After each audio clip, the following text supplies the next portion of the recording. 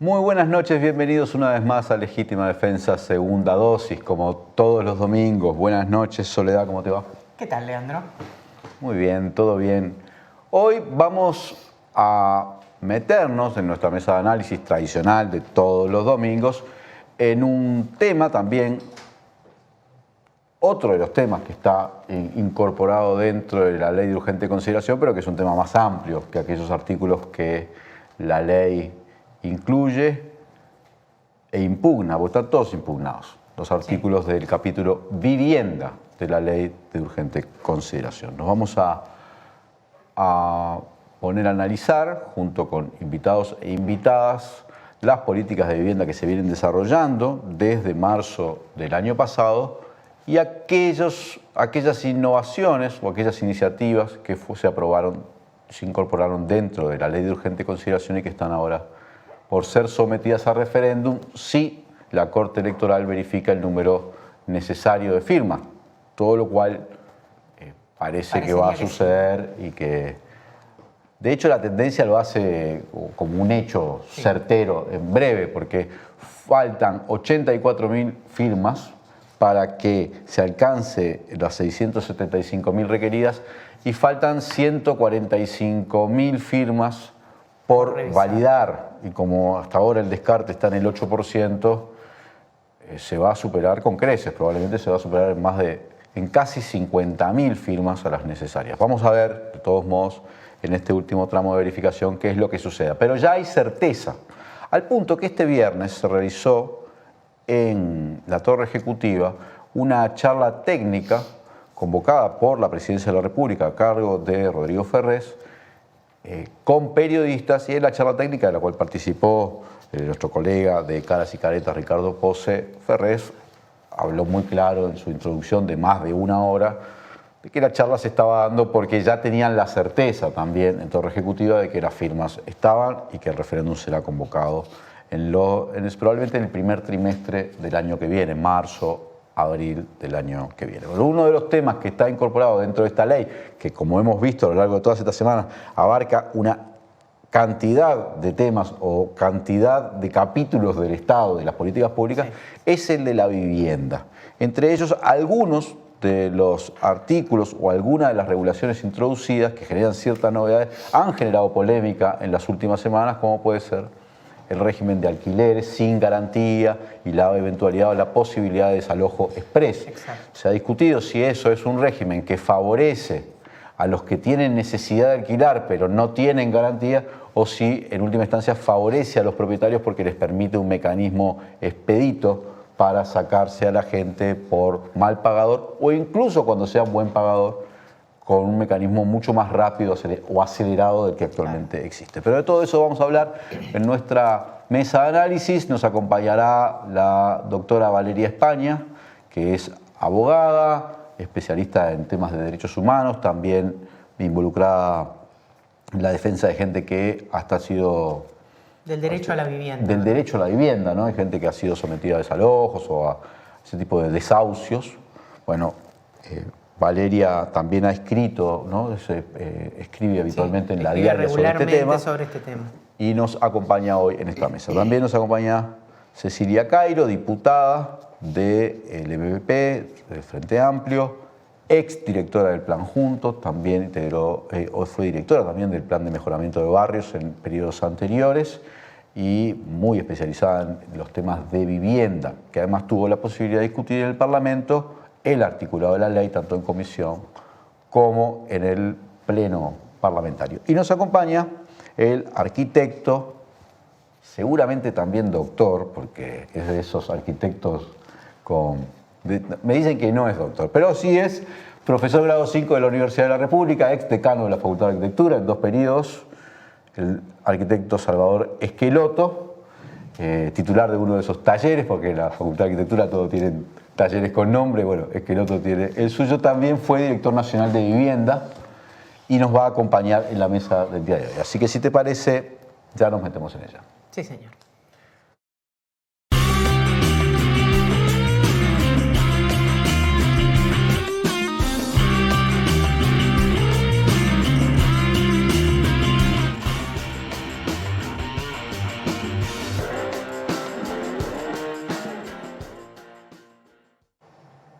Volvemos con Legítima Defensa Segunda Dosis. Gracias a todos y todas los que nos están acompañando. Si nos están mirando por el canal de YouTube de Caras y Caretas TV, no se olviden de suscribirse al canal, poner me gusta, activar la campanita como buenos youtubers. Lo mismo pueden hacer en la fanpage de Facebook, pueden hacer también todos sus comentarios o compartirlos en su perfil. Como les digo siempre, si todavía no son socios o socias de la comunidad de Caras y Caretas, háganlo en carasycaretas.com.uy/socios o en el número o pidiendo información en el número de WhatsApp que les ponen en pantalla. Ya nos acompañan los invitados e invitadas de hoy. Bienvenido, arquitecto Salvador Esqueloto. ¿Cómo te va? Bien, fenómeno. La verdad que muy contento de estar acá con ustedes. Qué bien. Tuviste, además de ser de toda tu trayectoria académica, tuviste la posibilidad de ser director nacional de vivienda, por lo cual me parece como muy importante abordar en forma integral las políticas de vivienda que se han venido desarrollando en este periodo y no solo las regulaciones introducidas en la ley de urgente consideración. Porque este gobierno inició o postuló en su campaña que iba a construir 60.000, ¿no? hasta 60.000 viviendas en este periodo, pero las cosas no parecen ir por ese camino, o por lo menos hasta ahora la información que nosotros tenemos, más bien hablan de cierta reducción. Con un recorte en el presupuesto importante, ¿verdad? Además, ¿Qué evaluación haces vos, así, mira, grosso modo? varias cosas. Supongo que también Valeria o Cecilia van a poder agregar o complementar. El capítulo de la LUC que habla de la emergencia en vivienda, una cosa un poco ya paradojal, tiene una cantidad de disposiciones, algunas de las cuales no se cuestionan en el recurso de referéndum. Básicamente se cuestiona un conjunto de artículos bastante numeroso que tiene que ver con un nuevo sistema de arrendamiento, que podemos hablar luego de eso, que está metido en esa ley ómnibus o ferrocarril. Es un ómnibus multiarticulado que tiene varias leyes adentro y bueno, además de tener una ley sobre la inclusión financiera, otra ley de educación, otra ley sobre aspectos vinculados a la seguridad y el derecho penal, hay una sobre el arrendamiento, que era un viejo proyecto que tenía el actual presidente de su época de legislador y que no había prosperado en su momento, sobre el cual creo que vale la pena detenerse. Pero este es un episodio, ¿no? Es decir, bueno, ¿cuáles son las disposiciones que a nuestro juicio son absolutamente inadecuadas o que desprotegen derechos que están contenidas en la ley y que hoy están impugnadas? Y también cómo eso articula con la política actual, pero no la política declarada, la política real. Porque la política declarada es la que tú decías, Leandro. Se habló en algún momento de 50.000 viviendas, después se dijo que eso en realidad era, yo dije lo que habría que hacer, no lo que voy a poder hacer ni lo que quiero hacer. Pero independientemente de eso, si uno lee el plan quinquenal actual, que Cecilia lo estudió seguramente muy bien, el plan actual literario es como si hubiera sido hecho por los gobiernos del Frente Amplio.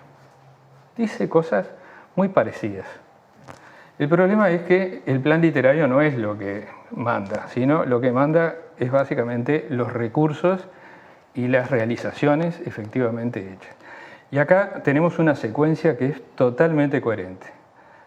Antes de la pandemia, o sea, antes que se declarara el primer caso de coronavirus, hay un decreto que abate el gasto público y particularmente las inversiones públicas y dentro de ellas las inversiones de vivienda. El decreto 90/2020 del Poder Ejecutivo, que afecta a toda la inversión pública, a todo el Estado, pero que le pega abajo de la línea de flotación a la inversión en vivienda. O sea que esa es la primera señal que se da aún antes de imaginar lo que vendría después. Ese es el anuncio. La confirmación es el presupuesto nacional, que ya sobre esa línea de base abatida establece reducciones. O sea que quiere decir que vamos a estar muy lejos de los niveles de inversión que teníamos en 2018-2019, que durante 15 años en los 3 gobiernos del Frente Amplio fueron trepando, a veces un poco más aceleradamente en el gobierno de Mujica, un poco más lento en el segundo gobierno de Vázquez, pero siempre creciendo cada año. O sea que el presupuesto ya lo que establece es un nivel más bajo y la rendición de cuentas lo confirma. Entonces tenemos 4 episodios el decreto de marzo de 2020, la ley de urgente consideración, el presupuesto y la rendición de cuentas. Y obviamente vamos a estar en niveles de inversión muy por debajo y en niveles de soluciones para la gente mucho más.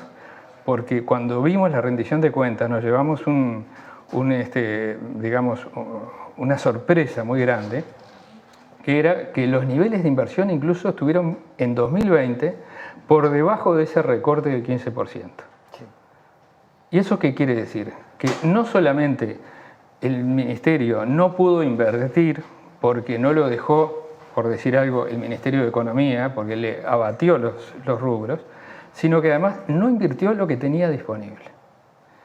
Y hay un argumento que es un poco pueril, que es decir, bueno, por la pandemia, porque la pandemia parece que sirve para un barrido y un fregado. Pero te pongo un dato, y no quiero monopolizar, solamente para que lo tengas presente.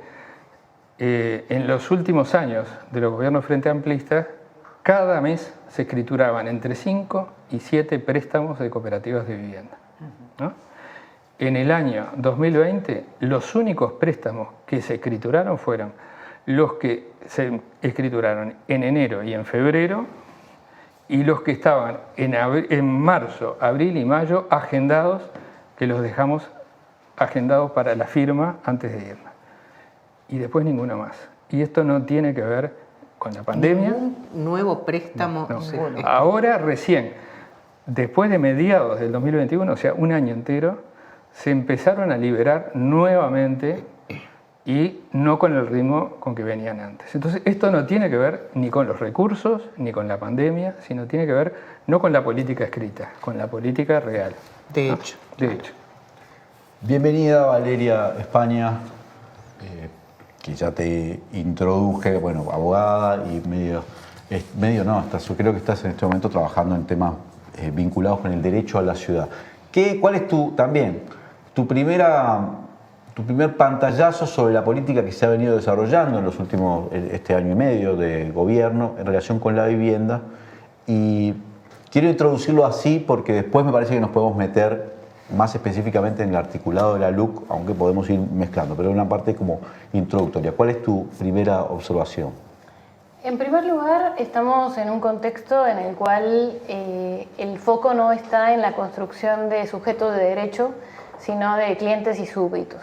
Y eso se ve en esa resistencia de pensar el derecho a la vivienda como derecho, y por lo tanto, bueno, hemos visto cuáles han sido las reacciones a partir de las acciones que se presentaron por parte del consultorio jurídico de la Facultad de Derecho, presentando acciones de amparo, y cuál fue la reacción, digamos, de la autoridad vinculado a eso. Ahí nos debemos toda una discusión sobre exigibilidad de derechos económicos, sociales y culturales, pero vale... Pero hubo algunos fallos a favor. Exacto, bueno, precisamente por eso, porque en realidad lo que planteo es, cuando nosotros tenemos un derecho a la vivienda que está reconocido en la Constitución, un poco también tomando, digamos, lo que decía el compañero en relación a lo que está escrito, ¿no? O sea, lo que está escrito en nuestro pacto social plantea que el derecho a la vivienda existe y es reconocido. Y el hecho de que un derecho esté reconocido implica que existe el poder jurídico para acceder a ese derecho. Exacto. Entonces, se han generado algunas acciones vinculadas a visibilizar situaciones complejas en algunos sectores, donde muchas veces son los grupos que están en una situación de mayor vulnerabilidad, justamente no acceden a la justicia en general, y por lo tanto no existen, digamos, una gran cantidad de situaciones donde estos derechos efectivamente se exijan.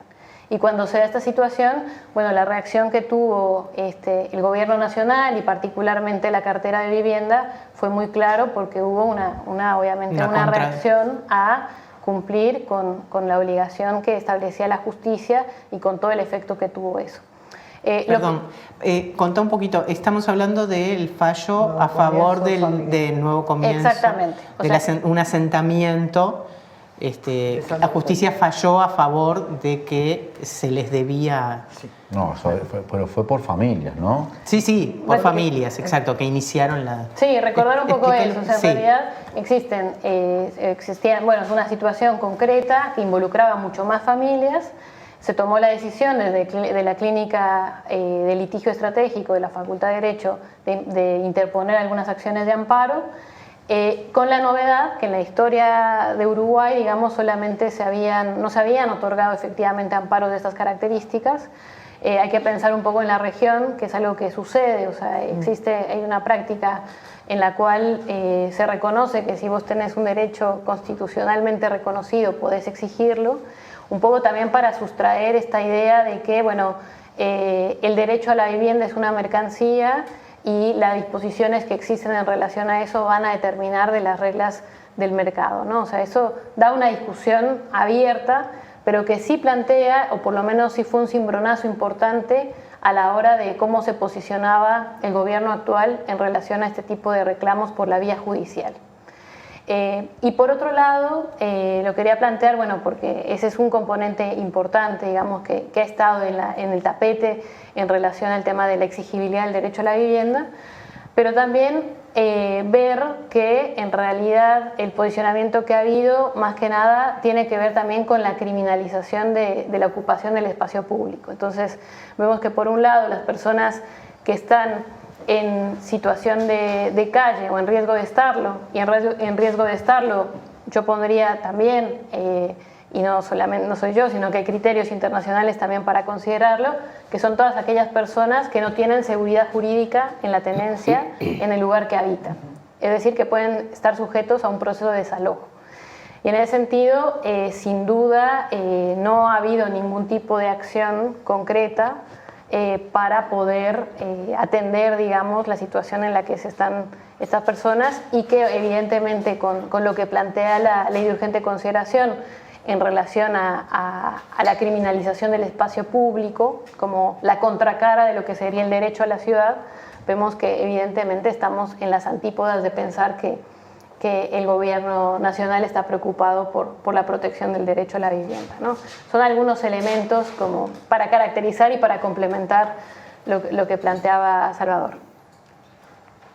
Bienvenida también Cecilia, que en las dos intervenciones anteriores tenía siempre cosas para decir y esta es la oportunidad, pero claro, déjame a ver si puedo en un segundito ordenar, porque hay una evaluación que viene haciendo Salvador en términos de, bueno, cuál ha sido la evolución entre la política que está en el programa de gobierno, de este gobierno, la evolución presupuestal y lo que se está haciendo en la práctica, por ejemplo, con las iniciativas legislativas. Sí. Hay una contradicción ahí que él estaba observando, ¿no? Hay un planteo que hace Valeria y bueno, la unidad esta de litigio estratégico que dirige Juan Cereta, creo, sí, en Facultad de Derecho, dice, bueno, eso es un tema que además involucra una polémica que podría ir con este gobierno y con el anterior y con en general cualquier gobierno, porque ¿qué pasa si uno hace un juicio de amparo cuando tiene un problema de vivienda y se genera una forma de política también muy peculiar, de la cual había ciertos precedentes de esa misma unidad con el tema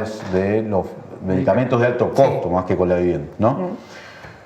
Bien, me parece que vamos, pero así como para tratar de ordenar, ¿qué evaluación haces vos que estás en el ámbito legislativo, ¿no? O sea, te toca la parte de la función como contralor que ejerce la oposición en este caso, pero también el análisis de lo que se está legislando en relación con la política de vivienda, sobre todo considerando que vos eras jerarca de las anteriores administraciones de dos planes, como uno, el de mejoramiento de barrios, que trata sobre qué hacer con la gente que está asentada de algún modo en asentamientos, pero también del plan Juntos, que trata todavía de una población más sumergida aún si cabe, ¿no? Sí. Lo que pasa es que yo no me puedo desdoblar. Dale. En realidad estoy cumpliendo una función legislativa, eso es muy cierto. Yo siempre tomé las palabras de Pepe cuando decía estoy en una changa, se lo decía a mis compañeros porque en realidad Salvador era mi jefe en la Dirección Nacional de Vivienda, dependía las dos direcciones que subrogué durante los 5 años, pero también en mi lugar de militancia, de trabajo permanente de los asentamientos, y de ahí no me voy a ir. Así que un poquito lo que planteaba Valeria son de las cosas que me importan. Nosotros durante 15 años tratamos de hacer todo lo que podíamos. Los recursos no eran suficientes. Es más, pensando en un nuevo programa de gobierno, hablábamos de 600 millones de dólares en asentamientos, porque si no, no había forma de mover la aguja. Y asumo con esto la responsabilidad que me cabe. el haber corrido todo el tiempo atrás de resolver situaciones y nunca alcanzar a resolverlas todas. Porque había un sinnúmero de razones para que las familias no pudieran pagar un alquiler, no pudieran continuar pagando una pensión y terminaran asentadas en un pedacito de tierra, porque en algún lado hay que vivir. O sea, vos decías más de 100 millones de dólares por año. No, por quinquenio, los 100 millones que tenía el programa... Los 100 millones de dólares tenía, pero vos decías que había que tener más de 100 por año. Sí, y ese era nuestro programa de gobierno. De hecho, se planteó una aspiración que era muy firme en la campaña hacia octubre y noviembre de 2019, que era duplicar el presupuesto de vivienda. Ustedes lo recordarán. Ambiciosa, pero que era la única alternativa, como dice Cecilia, de mover la aguja, porque si bien habíamos venido trepando, como yo contaba, obviamente los recursos siempre iban por detrás de las necesidades, ¿no? Que es uno de los grandes problemas en general de las políticas públicas, pero en particular de vivienda. Sin recursos no hay soluciones. ¿Y cuál es el problema del que está sentado? Una cosa es construir una cooperativa, pedir un préstamo, estar organizados, fuertemente organizados detrás de una federación, y eso no evita la presión, para mí correcta, de esas organizaciones en búsqueda de soluciones. Y otra cosa son las familias asentadas en un sitio particular donde tú tenés que llevarle los servicios para que los pueda tener, que tiene un costo muchísimo más elevado, pero con mucha menos incidencia en esa fuerza y presión que generan estas familias. Eso es así.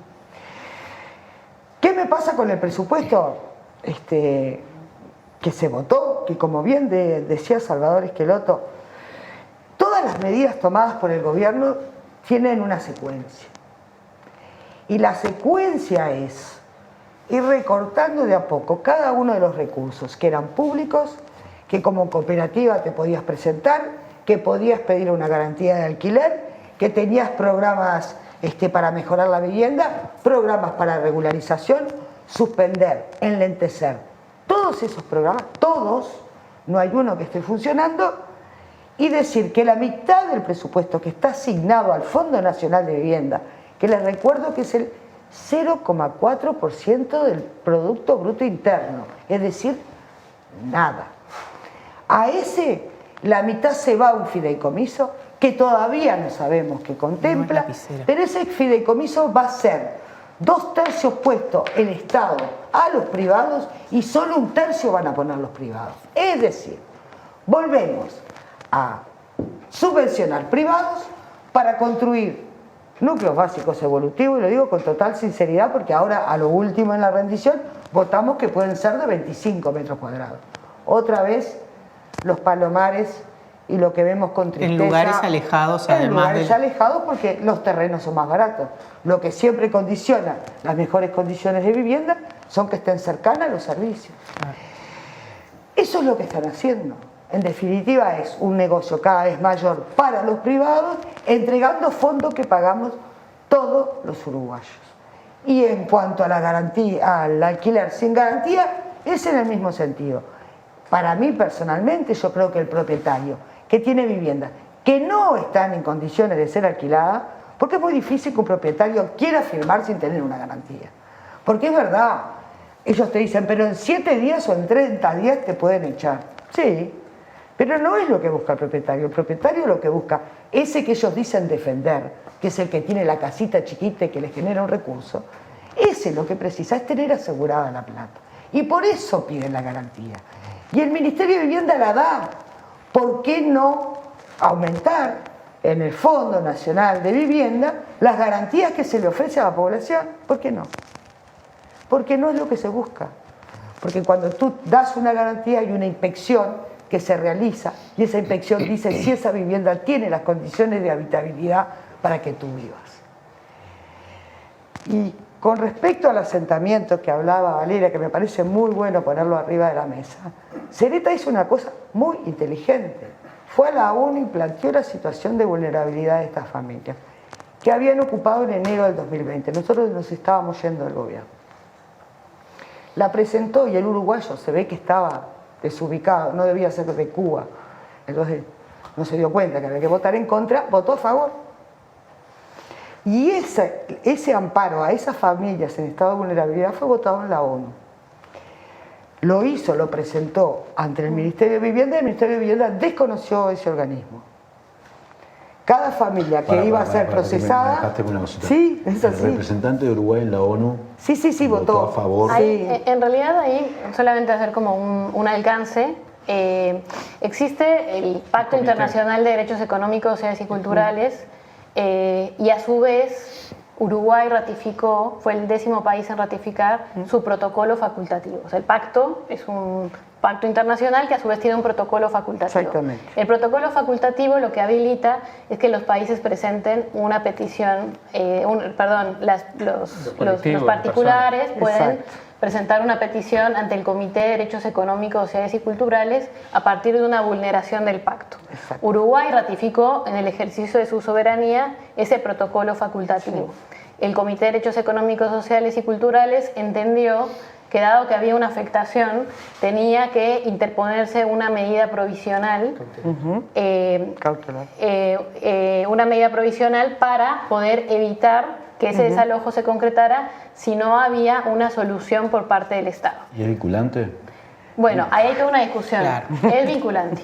Es vinculante. Hay mucho desconocimiento por parte de las Pero cátedras. es vinculante como son vinculantes las cosas de Sí. la Comisión Sí, de los Interamericana de Derechos Humanos. Sí, contra la que no tortura, que no se cualquier cumple. otra Bueno, cuestión, en sí. realidad de vuelta, ¿no? O sea, tenemos que hacer un repaso del momento de la posguerra cuando se define que tenemos que atarnos al mástil de lo internacional, de lo supranacional, para evitar las regresiones autoritarias. Eso es el origen del derecho internacional público y el origen del derecho internacional de los derechos humanos. Entonces, ese marco nos habilita a las y los ciudadanos, aunque parezca algo tan abstracto y lejano, la posibilidad de confrontar actuaciones por parte del Estado cuando son irregulares. En este caso, algo que se perdió de vista y que creo que está bueno ahora que habilitamos, digamos, la conversación sobre vivienda, gracias a, digamos, también como retomar un poco la urgencia y que tiene que estar sí o sí en la mesa a partir del tema de la LUC, pero que tiene que ver con la existencia del delito de usurpación,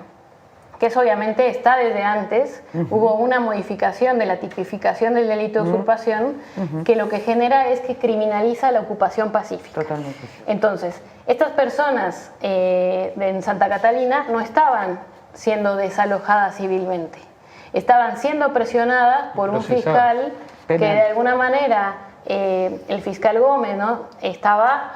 digamos, el fiscal Pérez, es importante, el fiscal Pérez un poco al servicio, digamos, muy fuerte, porque en realidad justamente los voceros de las situaciones de priorización del tema de seguridad, bueno, los fiscales que reconocen que están tapados de trabajo, bueno, él se puso de lleno a la criminalización de familias enteras por el delito de usurpación. No es la única causa en la que se puso de lleno Bueno, Diego Pérez. Pero es un factor porque involucra, y eso por lo menos nosotros, o sea, rompemos, digamos, una lanza en el sentido de criminalización de la pobreza, criminalización de la ocupación pacífica, y por lo tanto eso es lo que se puso sobre la mesa.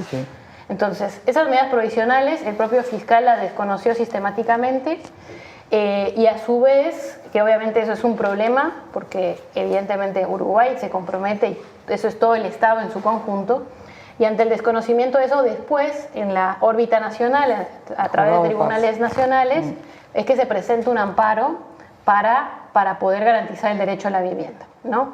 Pero está bueno poner esto porque va muy en la lógica, en esta lógica del Estado en relación al tema de vivienda. O sea, por un lado, se criminaliza la pobreza por el delito de usurpación, ¿no? Y eso es sistemático. O sea, una persona no puede estar en situación de calle porque está en conflicto con la ley, porque es una falta a la ocupación del espacio público. No puede estar en la vereda, claro. Si ocupa pacíficamente un predio, también está en conflicto con la ley, y entonces está en una situación donde las personas que por la propia omisión del Estado en la protección del derecho a la vivienda, a su vez son perseguidas por el Estado. Entonces, vemos que es preocupante que en conjuntos de población que no ven al Estado digamos, para la protección efectiva de sus derechos, el Estado aparece con uniforme, digamos, Sí, a partir de la a acción reprimir. de la policía, ¿no?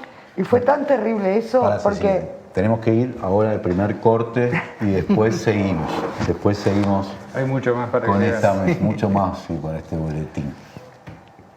Firma Digital Habitat es una plataforma para que todos los usuarios puedan subir, firmar y enviar documentos con la misma validez que la firma presencial, garantizando que todos son quienes dicen ser. Solicitala sin costo en nuestra web e identificate por única vez en cualquiera de nuestros locales para poder firmar desde donde estés. En Habitat, hoy más que nunca, te hacemos la vida más fácil.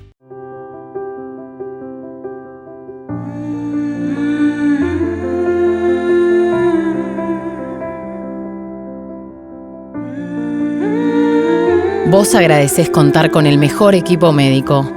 Nosotros te agradecemos por elegirnos, brindándote cada vez más atención humana, innovación y beneficios.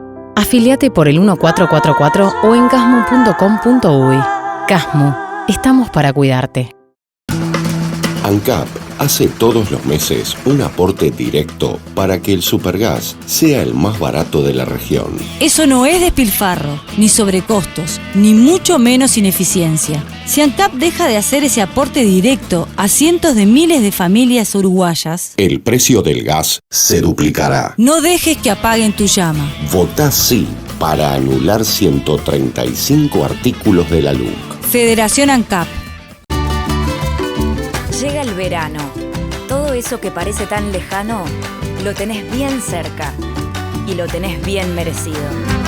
Ese lugar que soñamos es aquí, tierra querida, pequeño gran país. Canelones es para vivir con todo.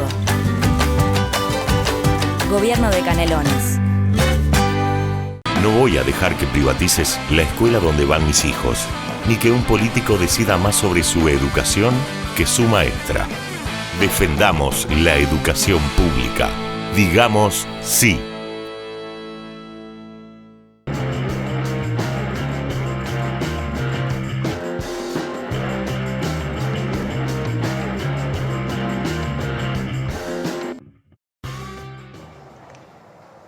Bueno, volvimos. Cecilia, que te interrumpimos para ir al corte. Sí, yo no sé si me apasiona o me duelen las cosas que están pasando en el paisito, pero me duelen, sí. La es verdad que no puede ser muy dolorosa. Sí, y esta sobre todo porque involucra gente que ve sufrir todos los días y que no tenés una respuesta institucional. Entonces es difícil. La situación de desalojo de un predio, nosotros la vivimos, inclusive en el gobierno. En Villa García habían 30 familias que habían ocupado un terreno. El fiscal Díaz había designado como nuestro intermediario en fiscalía a quien es Carlos Negro, que hoy es el que suplanta a Juan Gómez, y con él trabajamos impecable buscando diferentes soluciones a cada una de las familias, que habían un montón de dominicanos, además, entre esas familias. Y lo resolvimos. Ahora, la actitud de negación total a lo que existe, es decir, a 300 familias que están asentadas, el llegar con allanamientos terribles, entrando a viviendas donde le dicen no entres que hay coronavirus, entrar igual, esa misma policía entrar en otras, llevarse a una señora que recién había tenido un bebé de un mes con una cesárea abierta y dejar el bebé de 14 días con el hermano de 15, esa acción fue hecha por la Fiscalía utilizando esta ley, que como bien dice Valeria, la ley de usurpación. Esas familias estuvieron 34 horas en esas condiciones y el fiscal Díaz permanentemente hostigándolo a afirmar que 14 días se tenían que retirar. Pérez. Perdón, el fiscal Pérez. Estamos desde hoy mezclando fiscales. Y no cualquiera, estamos mezclando a los jefes de los fiscales con el... Fue tan grave todo, y tanta la indignación, y tanto el shock que vivieron todas estas familias, inclusive Caras y Caretas estuvo permanentemente, Ricardo Pose, de alguna manera contemplando todo esto, que terminamos haciendo una denuncia en el Instituto de Derechos Humanos para que fueran a atender a las familias porque sus derechos fueron vulnerados, pero también solicitamos una investigación administrativa a la Fiscalía General de la Nación en la persona de Jorge Díaz para ver qué había sucedido para que hubiera tanta criminalización de la pobreza, porque era solo eso, no tengo dónde ir, pero te tenés que ir. ¿A dónde? no importa. No podés estar en la calle, no podés estar en el terreno. ¿Y qué hacemos? ¿Flotamos? Ahora, a mí me queda claro por los números, ¿no? Porque por los montos y por lo que dice de lo necesario para resolver este tema de los asentamientos. Lo voy a dividir así. Asentamientos, ¿no? Sectores, digamos, más humildes. De acuerdo a las proyecciones o la evaluación que hacían desde las anteriores autoridades de vivienda, se necesitan más de 100 millones de dólares por año durante 6 años, ¿no? 600 millones de dólares, ¿no? Más o menos, para mover la aguja. Exacto. Y el gobierno del Frente Amplio terminó con 600 asentamientos, o 600 y algo. Y regularizamos 101. Había regularizado 100, pero se habían formado otros 40. O sea, tampoco es que... O sea, siempre es una tensión entre la velocidad en que se forma y la velocidad en que regulariza. Pero se necesitan esos... Y Leandro, una cosa que parece que está en la tapa del libro, pero hay que decirla. ¿Cuándo se crearon esos asentamientos? Porque uno escucha a algunos parlamentarios y parece que todo se origina 15 años atrás. Los asentamientos tienen una historia en Montevideo, por lo menos, de la década del 40. Pero la gran eclosión es la década del 90, ¿no? Es cuando un montón de trabajadores son expulsados del mercado formal, digamos, la famosa reestructuración productiva, la tan mentada apertura de la economía, la desregulación, bueno, y un momento muy, muy dramático de pauperización de la clase trabajadora, que no puede sostenerse en la ciudad formal y entonces presiona por algún lado y su solución era la ocupación de tierras en las áreas periféricas. De esos 600, podemos decir que, yo qué sé, 500 son de la década del 90, ¿no? Entonces, vamos a sacarnos un poco también la careta, ¿no? Y ver dónde están los problemas, ¿no? Pero está bien, me parece a mí, además que es un señalamiento que tiene una justicia, justicia histórica, porque eso también hay que asociarlo con qué proyectos económicos se llevan adelante en el país. Pero se necesita una cantidad de dinero enorme, por supuesto. ¿no? Y acá los dineros que estuvimos discutiendo son los fondos de colonización, que eran 20 millones de dólares. O sea, estamos hablando de 5 veces menos por año. Discutimos 5 veces menos de, de los 100 que tenía. Porque además sacamos con el recorte más de 30 millones de dólares y por otro lado le ponemos alrededor de 30 más o menos con los fondos de colonización. Poniendo en riesgo además la política de colonización. Exactamente. ¿no? O sea, eso... Otro golpe, además, porque la LUC ya le pega a colonización, otro golpe. Ahí tenés el tema de los asentamientos que estábamos conversando. Pero bueno, vamos a meternos en ese régimen también de los inquilinos, pero un poco más a fondo, porque esta es una realidad o sea, no sé cuántos son en Uruguay, pero en Uruguay hay cientos de miles de personas miles de inquilinos, mira, que alquilan. Yendo a la luz, porque yo creo que vamos a hablar ahora un poquito cada uno de este grupo de artículos, porque no todo el capítulo de atención de la emergencia habitacional se impugna el régimen de alquiler sin garantía, que es, yo creo que básicamente una especie de placebo, ¿no? Es como cuando uno dice que quiere colocar una mercadería que es dañada y dice, en realidad no es buena, pero tampoco es barata, ¿no? ¿Qué quiero decir? Porque se vende como que es una solución para aquellas personas que no tienen garantía y no pueden alquilar. Falso. Pero también se dice, es una solución para el arrendador que puede de alguna manera tener, vía el desalojo express, el lanzamiento express, una posibilidad de resolver el no tener una garantía. Para el arrendatario este régimen es absolutamente abusivo. Es de una precarización inédita en el Uruguay. Pero para el arrendador tampoco es una solución. Salvo que sea una persona que quiere estafar, ¿no? Una vivienda que no está en porque condiciones. el alquiler sin garantía en el Uruguay existe. Hay decenas de miles de alquileres sin garantía. Más de 70.000.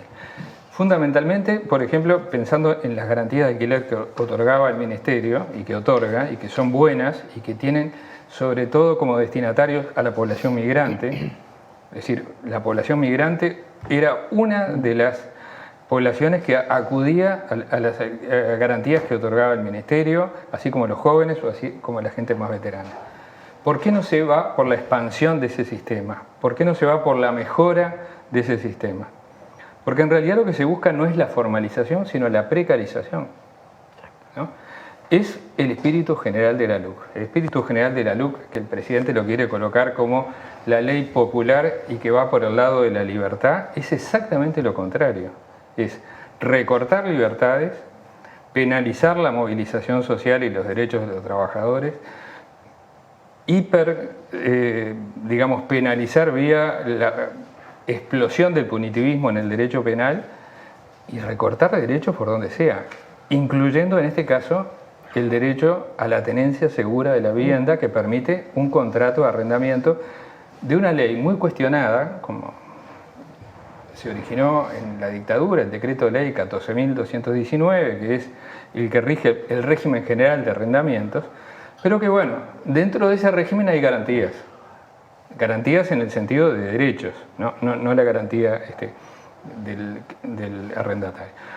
Este otro régimen, y termino para no tener tanta ocupación del tiempo, tiene una cosa muy paradojal, que hasta hoy yo no conozco ningún contrato que se haya celebrado y creo que si los hay deben ser poquísimos. Hace poco El País publicaba esto. Y es muy interesante que se argumente a favor de la LUC diciendo que en realidad no hay vulneración de derechos porque no se firmaron contratos. Es lo mismo que están diciendo con los combustibles.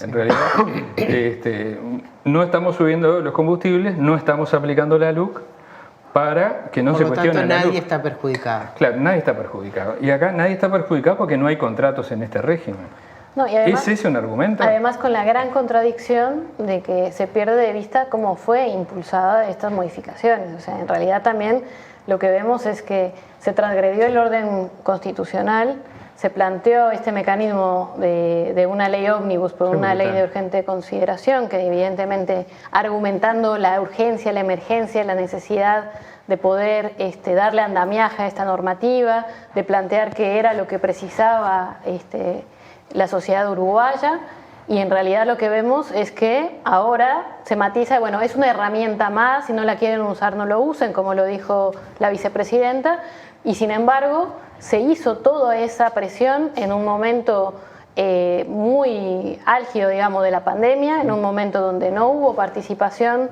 donde todas las delegaciones que concurrimos para plantear nuestro posicionamiento sobre el tema de la LUC fueron contrarias al contenido de la norma y a la forma en la que se implementó. Entonces, por lo tanto, no se entiende, bueno, también este uso de eufemismos, ¿no? O sea, emergencia habitacional o alquiler sin garantías, cuando en realidad estamos hablando de quienes no tienen ninguna garantía de protección, son las y los inquilinos que nunca, como apuntaba Salvador, nunca habían estado tan desprotegidas y desprotegidos. ¿Esto puede aumentar, por ejemplo, considerando la población tal vez no, pero el nivel de litigios? Porque ¿cómo se puede manejar? Yo no sé cómo... Vos establecés, entrás a alquilar así, sin garantía. Porque tenés algún problema para pagar, pero tenés una familia, tenés hijos, chicos, y te quieren desalojar en 6 días de acuerdo al nuevo régimen. Sí, ¿Cómo termina eso? ¿Te desalojan? No hay tutía. ¿Sí? ¿No se confronta con derechos constitucionales, con nada? O sea, así como está. No, la prórroga puede ser de hasta 7 días más, creo, ¿no? No, pero eso es lo que establece la ley. Yo lo que quiero saber si la... Es que después que lo hiciste ley y es un programa específico, si está regido por ese programa, es la forma jurídica con la que te vas a relacionar. Yo decía que hay más de 70.000, porque el Instituto Nacional de Estadística en el censo 2011 encontró que hay 70.000 familias que alquilan sin garantía, que hay una cuestión de confianza mutua en ese alquiler. Entonces, pensar que este proyecto es una novedad que no existía, no es cierto. En realidad, de a poquito, van cercenando la ley de vivienda del 64. Es verdad que no la estamos derogando, pero en realidad vamos generando herramientas paralelas que de a poco la van destruyendo. Porque una de las cosas que nos pasa cuando hay un desalojo es también tener los tiempos del Estado institucionales para buscar una solución. Es decir, A Valeria le pasó varias veces. Alguna situación de precariedad en la que había un desalojo en una pensión en el resto, lo que se precisa es tiempo de búsqueda de una solución desde el Estado, con las mejores intenciones. Ya no te importa si esos tiempos existen. Es decir, a los 7 días te echan y el Estado deja de ser quien tiene que garantizarte que no duermas en la calle. Y yo creo que esa es la idea de precariedad más grave de todo esto. Tanto achico tus derechos grave, que después no te los tengo que no importa la cantidad no te los tengo que garantizar. de contratos que se hayan firmado o no. No. Es decir, es grave en lo conceptual. Claro. Y que marca justamente un avance más en esa línea de desregulación, de desprotección, de búsqueda, digamos, de paradigmas totalmente ajenos a lo que es el sistema de protección social que tiene el Uruguay. Exacto. ¿no? Entonces, hoy serán poquitos o ninguno. Parece que no muy importa. pocos. El cuestionamiento es un cuestionamiento profundo, es decir, a la herramienta que está equivocadamente diseñada o está acertadamente diseñada desde una lógica de privatización neoliberal con otro tipo de valores, ¿no? Pero realmente la argumentación que se ha dicho sobre esto, por ejemplo, se ha hablado de falsedades, se ha acusado, por ejemplo, a Fuquan de haber divulgado un spot publicitario. No, falsedades nada. Estamos comunicando lo que dicen los artículos impugnados, no otra cosa. Y que lo discutimos en el Parlamento y ellos nos dijeron que sí, que era una forma de alquilar que de alguna manera le daba garantías al propietario. En realidad no garantiza a nadie, ni al propietario, ni al arrendatario, solo al que busca especular, o bien con viviendas que no están en condiciones, o bien en esto de este mes te cobro 20.000 y el año que viene te digo que son 30. Yo sé que nosotros que no somos abogados ni legisladores, pero acá hay cosas que a mí me llaman la atención. Capaz que antes ya funcionaban así, pero creo que no. Por eso quiero saber. Por ejemplo, cuando hablan del desalojo por vencimiento de plazo, no el desalojo por mal pagador, sino por vencimiento de plazo. De contrato. Sí. Por vencimiento de contrato. Que además es irrecurrible, se establecen que es irrecurrible, que es como también expedito, o sea, en 30 días te pueden desalojar. Eso no genera para el inquilino, incluso para el buen pagador, tremenda inseguridad, claro, porque de repente... Claro. Es para el buen pagador eso. Eso es para el buen pagador, al mal pagador 6 días, pero si al buen pagador le dan 30 días y ya te puede... Sí, pagabas 20, te digo 30, vos me decís yo 30 no puedo pagar, en 30 días te vas... Esto abre otra discusión también que está presente, porque a veces los defensores de la LUC plantean que quienes estamos en contra de este nuevo régimen de desalojos express defendemos el decreto ley del régimen general de alquileres, y en realidad tampoco es así, ¿no? Porque en realidad lo que vemos es que en general cómo se proceden los desalojos en Uruguay es a partir de una estructura procesal que se llama estructura monitoria, que plantea que se reconoce que tiene buen derecho quien promueve la demanda y por lo tanto la parte no tiene oportunidad, digamos, de contestar esa demanda, sino que se parte de la base ya con una providencia inicial que da cuenta de que se va a llevar adelante el desalojo. Eso ocurre en todos los desalojos, ¿no? Solamente habilita la oposición de excepciones.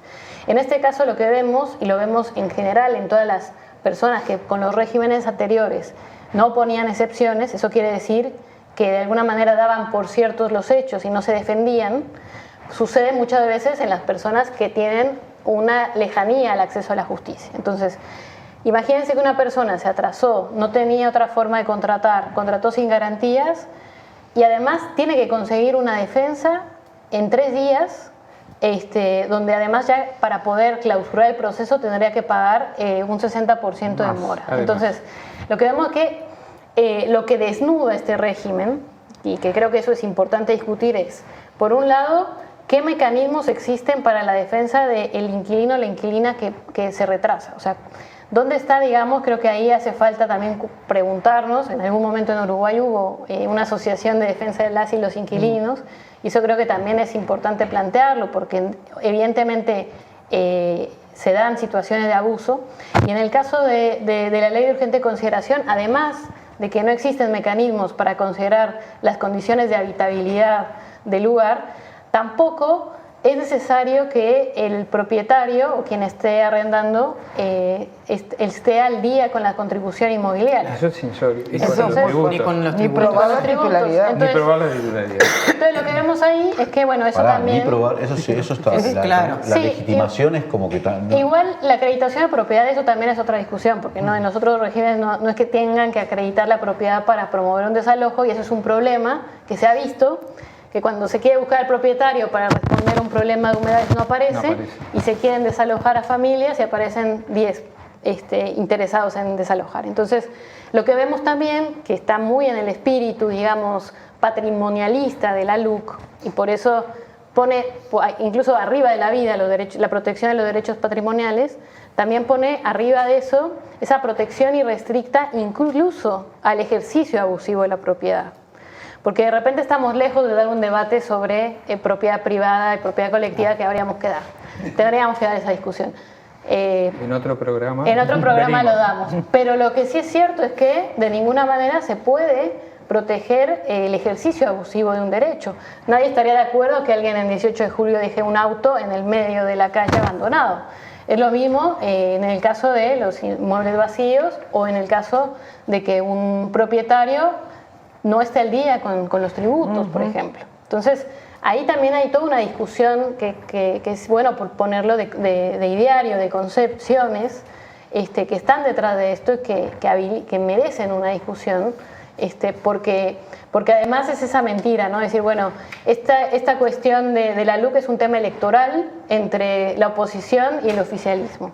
Entonces creo que también es importante plantear cómo desde los movimientos sociales también hay una perspectiva crítica en relación a este instrumento que se planteó desde el primer momento y que de ninguna manera se puede habilitar que incluso algunos medios de comunicación hegemónicos en programas, por ejemplo, como Esta Boca es Mía, llamen como un hombre neutral para hablar de la LUC en la sección vivienda a el abogado de la Cámara Inmobiliaria, ¿no? Entonces, como bueno, vamos a dirimir, esto no es entre la oposición y el oficialismo, traigamos al doctor Pupo, ¿no? Sí, como si la pelea de intereses fuera partidaria Claro. y no de intereses, realmente. Esta es una discusión que en realidad nos está queriendo llevar el gobierno, como que es una discusión entre dos bloques políticos. Sí, Cuando, claro. como bien dice Valeria, la impugnación de los 135 artículos está hecha obviamente por el Frente Amplio, pero por un abanico muy grande de organizaciones sociales,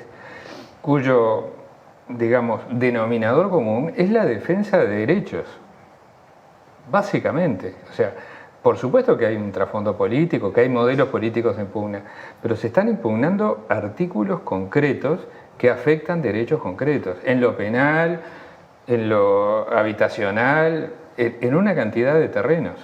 Acá me parece, de todas maneras, para la población, ahora vamos a ir de nuevo a un corte porque hemos llegado al final del segundo bloque, pero vamos a tener un bloque más de esta mesa de análisis. Pero me parece que lo importante para la gente que nos mira, es dirimir la gente después en su cabeza, con la información que hay, cómo le va a ir a la gente común. Y hay que establecer qué es la gente común, porque debe haber un sector de la sociedad donde lo común será tener propiedades para ponerlas en alquiler. Pero hay otro enorme sector de la sociedad, bastante mayoritario, que lo común es que está peleando para conseguir la plata para pagar el alquiler.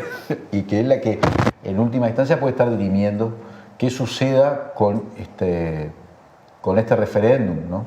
Pero después sí, siempre se va a transformar dentro del sistema político una disputa de orden político, pero está claro que hay organizaciones sociales muy mayoritarias, posiblemente en su composición, que están tratando de defender derechos de los inquilinos, del que tiene dificultades para alquilar, de los que tienen necesidades de vivienda, pero también hay otras formas de organización, como estas organizaciones empresariales que defienden el interés de los propietarios de esas viviendas, de las inmobiliarias. Seguro, la televisión no tiene el mismo lugar, eso está claro, porque si la televisión no fuera sesgada, otro gallo cantaría, pero lo es. Bueno, vamos a un corte y enseguida volvemos con más Legítima Defensa, segunda dosis. Firma Digital Habitat es una plataforma para que todos los usuarios puedan subir, firmar y enviar documentos con la misma validez que la firma presencial, garantizando que todos son quienes dicen ser. Solicitala sin costo en nuestra web e identificate por única vez en cualquiera de nuestros locales para poder firmar desde donde estés. En Habitat, hoy más que nunca, te hacemos la vida más fácil.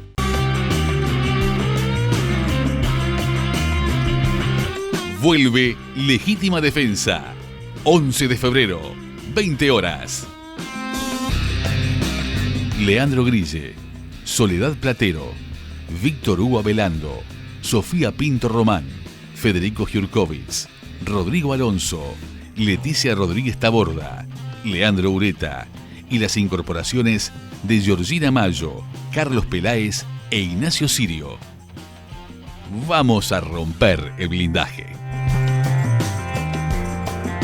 Viernes y domingos a las 20 horas por www.carasycaretas.com.uy, por el Facebook y el YouTube de Caras y Caretas.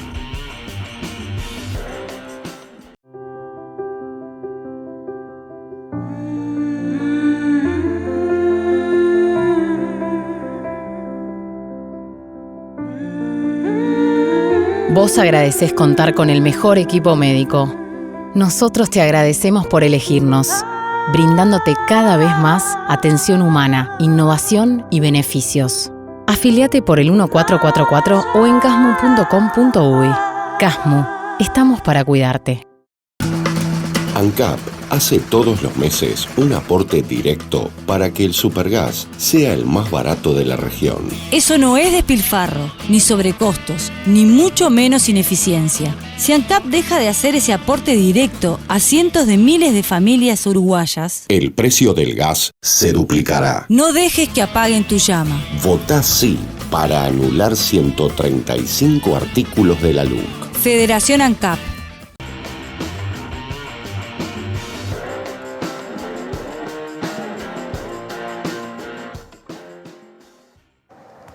Volvemos con Legítima Defensa, segunda dosis. Como te digo habitualmente, si nos estás mirando por el canal de YouTube de Caras y Caretas TV, no te olvides de suscribirte al canal, poner me gusta, hacer los comentarios que quieras.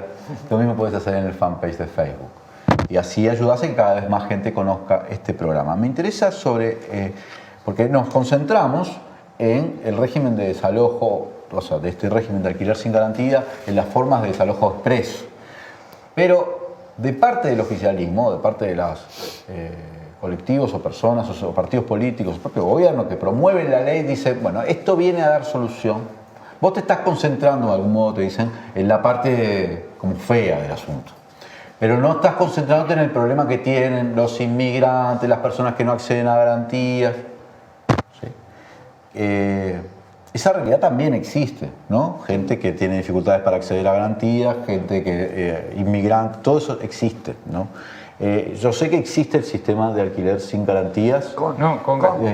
El sistema de garantías de alquiler. ¿Existe el sistema de garantías de alquiler? Del Ministerio. Y también el mercado informal de... Y hay un mercado informal de gente que alquila sin garantías por confianza, lo que sea, por algún tipo de vínculo, ¿no? Bueno, Cecilia, por ejemplo, ¿cuáles serían los instrumentos para vos, en tu opinión, adecuados para atender esa realidad de esa población que eventualmente tiene el dinero para alquilar porque tiene un trabajo, porque tiene un ingreso más o menos estable que le permite proyectar un alquiler, pero que tiene todas las otras dificultades? No tiene garantía, no tiene un familiar con una propiedad o un trabajo tan no tiene formal lazos acá para... como para decir, bueno, accedo a una garantía o no la puede contratar, ¿no? Yo te decía, el Fondo Nacional de Garantías tiene un programa que es garantía de alquiler, que es de la Contaduría General de la Nación, como si fuera funcionario público. Te presentás ante el Ministerio, pedís para que el Ministerio te salga de garantía, siendo claro. Esa garantía la presentás a la inmobiliaria, es una garantía de las mejores porque es de la Contaduría General de la Nación. Nadie duda de esa garantía y podés alquilar. Hemos hecho varios cambios, eso le voy a decir. Hemos hecho varios cambios en esa ley para que fuera lo más accesible posible. Es verdad que no siempre contemplás a todo el mundo, que es difícil en el universo personal, pero sí, por ejemplo, si tu salario es informal, vendés en los ómnibus, vos tenés un ingreso, podés pagar una pensión. pero no podés declarar que estás trabajando si el escribano te hace una notificación que dice que es verdad que tú tenés tales ingresos y lo declara con fe, puede ser parte de lo que declaras ante el ministerio como que tenés ingresos. Si estás en el clearing pero tus incumplimientos fueron menores, también te permitimos tener garantía de alquiler del Ministerio de Vivienda. Si todo eso no tenés de ninguna manera, entonces vamos por otros caminos, que son otros programas. Y son programas de la Agencia Nacional de Vivienda, porque obviamente estás en situación de emergencia habitacional. Ese programa existe y es el que hemos usado y que ahora el gobierno lo está usando con las famosas duplas de situación de calle. En los complejos de la Agencia Nacional de Vivienda, de viviendas que han quedado libres y que nosotros estábamos tratando de poner, las familias que no cumplían con ninguno de todos estos requisitos que yo te decía, hoy están haciendo dupla de 2 personas que no se conocen, que están en situación de calle y lo están instalando en la ANB. Por ahora hay un acompañamiento, porque yo lo sigo de muy cerca, hay un acompañamiento social del MIDES a esas personas, así que esperemos los resultados. Lo que sí no me cabe la menor duda es que el acompañamiento tiene que ser cuerpo a cuerpo, porque no solo esas personas habían quedado por fuera de toda la estructura social que nos dimos, sino que además está viviendo con otro que no conocía. Ojalá funcione, ojalá tenga funcionamiento. Pero las mujeres con hijos solas hoy no la estamos solucionando y no están pudiendo acceder a la emergencia habitacional. Entonces, no hay que elegir lo que sea mejor publicitado, sino tratar de resolver las diferentes situaciones que se plantean todo el tiempo con respecto a lo habitacional en el Uruguay. Sí, yo quería decir justamente esto último que contaba Cecilia. El Uruguay tenía una política nacional de alquileres. Se construyó recién a partir de 2010. Desde la nada, porque era inexistente, hasta ir construyendo y sumando distintos instrumentos, uno de los cuales es el sistema de garantías, que tiene sus límites, que tiene sus restricciones, pero que otorgaba en el entorno de 1.000 nuevas garantías todos los años. Y que el último año que medimos, de esas 1.600 fueron otorgadas a migrantes, para tener una idea, ¿no? Y que del monitoreo de las 11.000 garantías que estaban vigentes, quedaba claro que la población que accedía era básicamente los jóvenes más jóvenes, entre 20 y 35 años, y los veteranos más veteranos, es decir, los que no encuadraban en otras líneas programáticas. Con una cosa que me parece que es muy interesante, es decir, que cualquier familia o cualquier núcleo familiar o cualquier arreglo de convivencia, a lo largo de su historia de vida, tiene como configuraciones y necesidades distintas. No es lo mismo cuando se autonomizan unos jóvenes que cuando estás en edad reproductiva, cuando tenés hijos chicos o hijos grandes, cuando se van los chiquilines. Es decir, la solución de vivienda no es la misma. Entonces, tenés que tener como un repertorio grande de oportunidades y de opciones. Bueno, en ese camino estábamos. Lo que contaba Cecilia, con InMujeres había un convenio que ya no era garantía de alquiler, era garantía y subsidio total de alquiler inmediato para las situaciones de vulneración, de violencia basada en género, de violencia intrafamiliar. Había que sacar a las mujeres con sus hijos y darles rápidamente una alternativa. Y estos fueron cientos de soluciones que ahora se cayeron, las nuevas, digamos, ¿no? O sea que lo poco que se venía construyendo se interrumpe.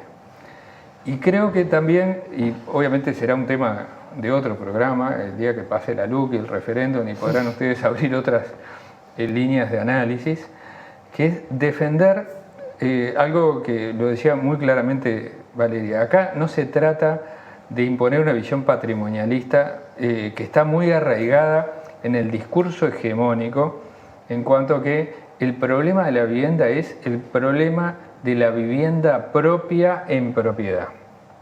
De ninguna manera. No lo es en el Uruguay, no lo es en ningún lugar del mundo. El problema es la tenencia segura, una solución de vivienda adecuada a las características socioculturales del núcleo familiar, a sus ingresos, y segura, que podrá ser en propiedad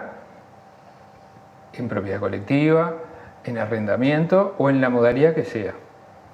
Y el arrendamiento tendría y tiene que ser una solución válida, equivalente a las otras, ¿no? No puede ser una solución que sea el último descarte después que no se puede encontrar ninguna, sino que lo que hay que hacer es arropar la solución del arrendamiento. Para eso diseñamos con Cecilia y con el apoyo del Banco Interamericano de Desarrollo un programa modélico que era el alquiler público, que el Uruguay volviera a tener alquiler social público. Sí. Lo hicimos en acuerdo con la Intendencia de Montevideo, el Ministerio de Vivienda, con apoyo del Banco Interamericano de Desarrollo y con una experiencia piloto que iba a involucrar 200 familias. Ese programa, con el apoyo de consultores internacionales que incluso felicitaron al Uruguay por su diseño, quedó prontito para que este gobierno, y adjudicado para que este gobierno lo pusiera en marcha. Lo pararon. Lo pararon. Porque hay una sospecha ideológica con respecto a eso. No por un problema práctico, no por un problema, digamos, de recursos, porque ni siquiera es un problema de plata. ¿Qué tipo de sospechas es eso? Y bueno, el Estado siendo arrendador, ¿no? Sí. No, y de vuelta a esto, el mismo, hay una continuidad en la, y esto es fuerte lo que voy a decir, pero el decreto ley, esto quiere decir que fue en la dictadura, ¿no? En plena dictadura, evidentemente también tenía esta idea de que no hubiera un tope en los alquileres y que lo regulaba el mercado. El mercado regula. Desplacemos al Estado. Y en esa misma continuidad es la LUC, ¿no? Este desplazamiento. Entonces, evidentemente, ¿qué estaría en las antípodas de un régimen de alquiler sin garantía donde lo que privilegia es una confianza contractual entre particulares, donde el Estado no está y aparece solamente el auxiliar de la justicia para el desalojo express, ¿no? Entonces, en realidad ahí lo que estaría en las antípodas es precisamente este modelo de alquileres sociales que en las prácticas internacionales es lo que se reconoce que es lo mejor para poder garantizar evidentemente otro tipo de garantías y visibilizar que efectivamente tiene que haber una regulación del mercado de alquileres, o sea, cualquier política incluso de subsidio. No estamos hablando de países socialistas o comunistas, estamos hablando de la experiencia de Francia, de España. Perdóname, haciendo una sociología del cabotaje sobre el Uruguay. En el Uruguay la gente le gusta que el Estado esté más bien metido, ¿no? Al propietario le va a gustar tener su garantía, que el que alquile tenga garantía, y al que alquila le va a gustar saber que no lo pueden echar en 6 días, ¿no? O sea, no sé exactamente a quién le parece, qué sector es el que le conviene o que podría ver un beneficio en un régimen de tan desregulado como este.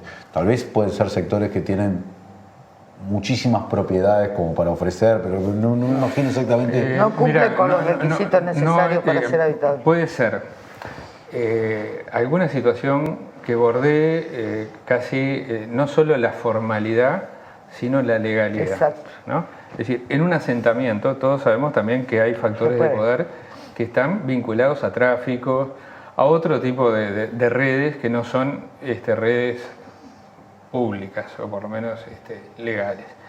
Y bueno, y también... ¿Vos emparentás este régimen con la posibilidad de ir, que también está incluida en la LUC, con $100.000 en efectivo? Sí, claro. Y por ejemplo, yo tengo una cantidad de casitas precarias. No la había visto. ¿No? Bueno, a ver, son especulaciones. Yo tengo una cantidad de casitas precarias que no puedo demostrar que soy propietario, porque de repente es en un asentamiento irregular. Sí. Pero que tengo el control de esas casitas. Nos pasaba, nos venían los desalojos y nosotros los parábamos porque ¿voy por el lado de una garantía formal, de un contrato firmado, o voy por otra que me permita, si tengo que sacar a la gente, la saco de una? Bueno, quizás sea. Y lo mismo que decían en cuanto a las inspecciones, porque también no va a tener inspección en cuanto a la higiene y habitabilidad de la vivienda, que no se llueva, de que los materiales de construcción, que tenga instalaciones. Pero entonces, de algún modo, a ver, pará. Quien otorga una garantía se asegura de que el bien esté en condiciones de ser arrendado. Sí. Acá no parece nada. Permite un negocio de dudosa calidad.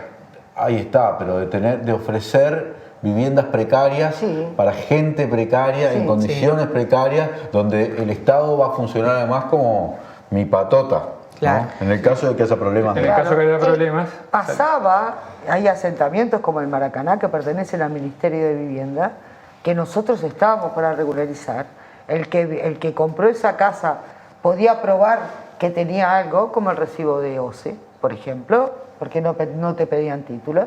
Se presentaba, la alquilaba, esa persona la querían desalojar y venían al ministerio a decirnos, me quieren desalojar y el terreno de ustedes. Y nosotros tenemos que proteger al que estaba, porque en realidad no se puede alquilar en un asentamiento. A ver, Valeria, ¿qué ibas a decir? Perdón. Sí, que en realidad, bueno, vinculando un poco también a las condiciones que plantea la LUC en este tema, hay que ver, incluso hay libros que han actualizado lo que tiene que ver con este nuevo régimen de alquileres, que plantea, por ejemplo, Miguel Tomé, plantea que es de dudosa calidad legislativa la LUC, que procesalmente genera problemas. Eso pensando desde la propia dogmática del derecho, que de repente podríamos estar de acuerdo en algunas cosas, en otras no, pero en estos puntos plantean que en definitiva existen muchos problemas de redacción en la propia ley, ¿no? Entonces, lo que vemos es que en un procedimiento de dudosa calidad democrática, planteando la emergencia, se impone un régimen que además está mal hecho. Evidentemente eso es lesivo para la comunidad.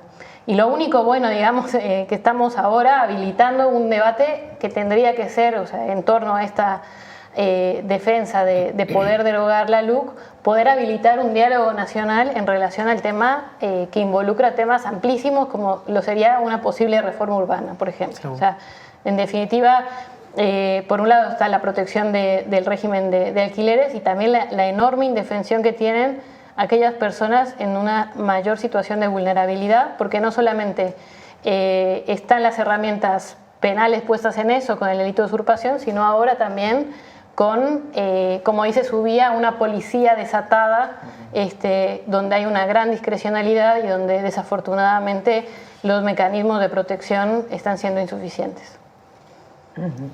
No,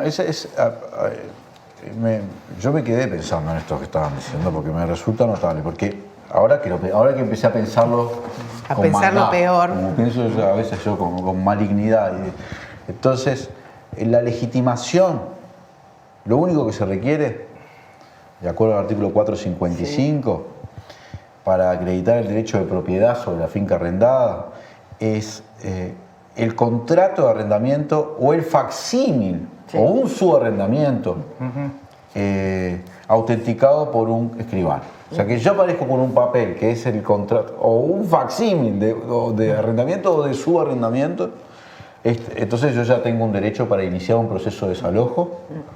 Y bueno, claro, realmente puede ser que casi que un testaferro, en fin, cualquier cosa podría tener una... y sin ningún tipo control de sobre viviendas muy defensa posible. O sea, en un mercado de precariedad. Es draconiano eso. Es draconiano. Es decir, ellos lo saben. No tenés forma de resistir. Que en todas las viviendas esas es poca plata, pero que en su suma puede ser un negocio, ¿no? Es poca plata y para el que alquila es la diferencia entre estar bajo techo o estar en la calle, ¿no? No, es poca plata por alquiler. No, es poca plata por alquiler, sí. Si vos tenés bastante facsímil, no te digo. Bueno, pero pasó con los terrenos. Hay un montón de terrenos que todos sabemos, en algunos pudimos probar, en la mayoría no, que fueron propiciados por el propio propietario a ser ocupados, el fraccionamiento ilegal se hizo y lo vendió. Y cuando vos tomás en cuenta a cuánto vendía cada uno de ellos, sacó más de 4, 5, 6 veces lo que realmente valía el terreno por haberlo fraccionado. Eso existe, hay un mercado ilegal clarísimo en cuanto al crecimiento de los asentamientos en el Uruguay. Y no tiene que ver solo con que ocupaste un terreno, te lo vendieron, alguien lo fraccionó. Y muchas veces es el propio propietario que gana muchísimo más plata. Claro. Es así. Sí, y está mucho más expuesta la gente, también, por ejemplo, los migrantes, ¿no? La gente que llega del exterior y que no es solo que no tiene una red de protección social de conocidos, etcétera, sino que además no conoce bien las leyes ni las costumbres. De pronto, cuando yo tramité mi garantía de alquiler, que lo hice con el sistema de la contaduría, había una mujer, una extranjera, a la que le habían vendido una casa en un asentamiento. Y la mujer genuinamente consideraba que había comprado la casa. Y bueno, está, si había pagado, en realidad había comprado eso. Claro, pero ella no tenía ni la menor idea de cuál era el régimen legal que le pasa a los uruguayos, claro. Exactamente lo mismo. Y en San Miguel está lleno de dominicanos y cubanos que están viviendo ahí y están asentados, forman parte de ese asentamiento. La ciudad, el centro de la ciudad es expulsado. Porque a los que ganan menos y a los inmigrantes. En ese ámbito del derecho a la ciudad, yo lo he hablado alguna vez, hay una alcaldesa acá, la alcaldesa del municipio B, Silvana Pisano, que ha venido varias veces y siempre me plantea este tema del derecho a la ciudad, porque además en lo que vendría a ser la zona del municipio B, es donde, claro, dice, no sabés lo que es los migrantes y las cosas que pueden suceder en las pensiones, ¿no? Y de hecho, todos los que cuando empezó la emergencia sanitaria se quedaron sin posibilidades porque no había autos en la calle y las pensiones, y pasaron a ser población de calle, gente, ¿no? En el centro de Montevideo.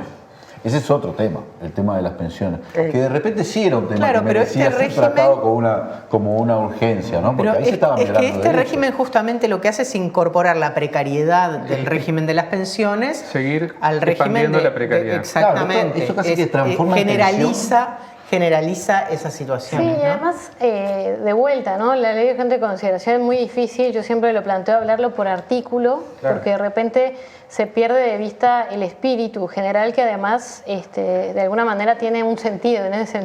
O sea, podemos ver, por ejemplo, con esto que planteabas, el artículo 14 de la LUC, que habla precisamente de la criminalización del espacio público, ¿no?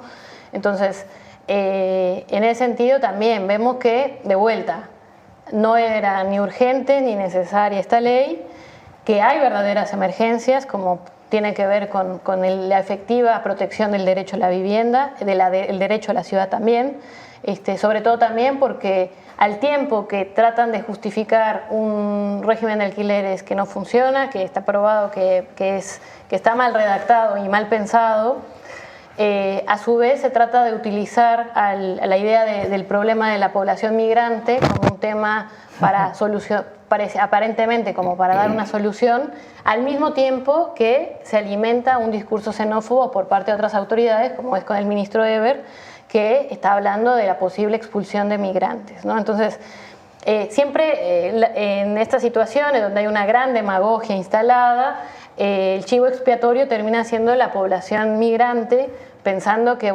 el problema de vivienda tiene mucho que ver por este aumento desproporcionado de población migrante, cuando en realidad Uruguay sigue siendo un país que sí recibe más migrantes que antes, pero está muy lejos de ser de los países de América Latina que recibe más migrantes. Y le vendría bien recibir muchos más. Ojalá que sí, pero no es verdad. Entonces, que esté desbordado, sí está concentrado en algunas zonas, pero que en definitiva el problema es estructural del tema de vivienda. O sea, capaz que con la población migrante se ve, pero no es que se precisen medidas o acciones específicas para la población migrante, sino una política de vivienda que garantice un derecho constitucionalmente reconocido. Eso es lo que se está pidiendo, no un debate con Penades para plantear si lo que dice se lo redactaron bien, sino para plantear que el problema de fondo es garantizar un derecho. Y eso nos tendría que quitar el sueño a todas las personas, independientemente de nuestras identidades políticas. Sí.